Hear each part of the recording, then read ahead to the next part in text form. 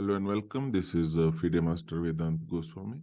Today, also, we are going to see a quick victory by Grandmaster Anatoly Karpov, one of my favorite players, and shows some.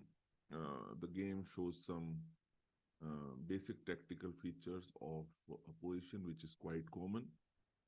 So let us go. The game was played in 1968. Karpov is black against Preet Sangla.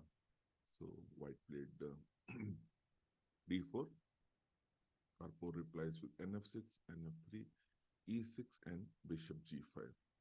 So this is a part of the Torre uh, attack and can convert into several positions. So black played c5, which is very typical here because black wants to explore the weakness of the b2 square, which is there because of the early development of the bishop on g5. So if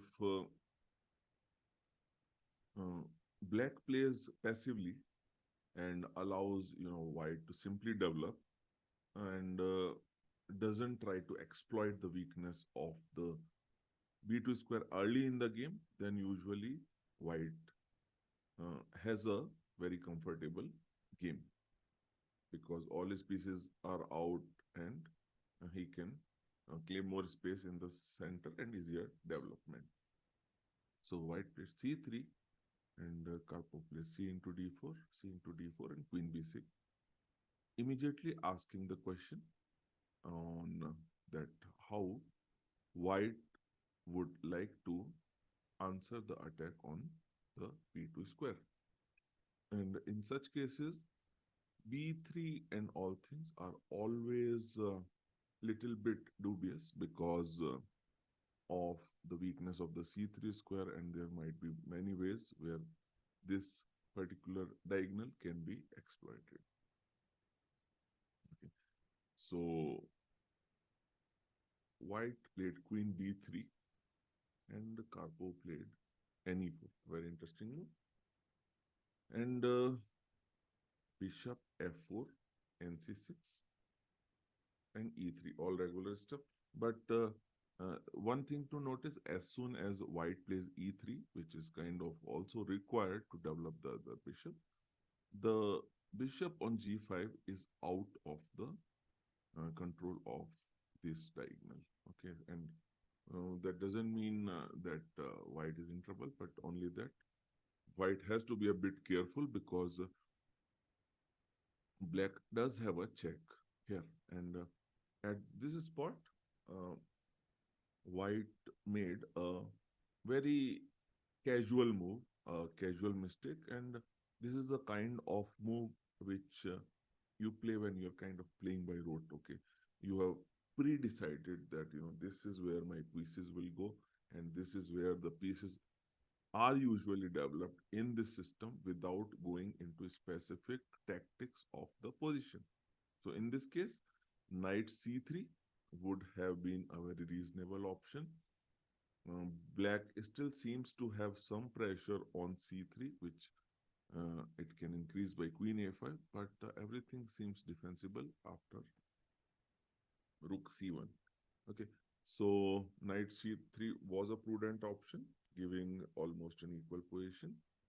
But white played knight b2, d2.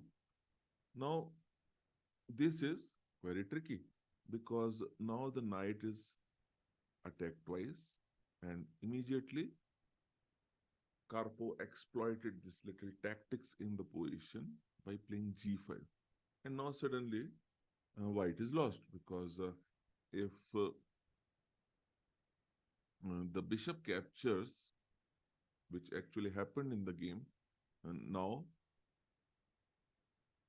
black can capture this, and after queen a5, there are two pieces which are hanging and cannot be protected at the same time.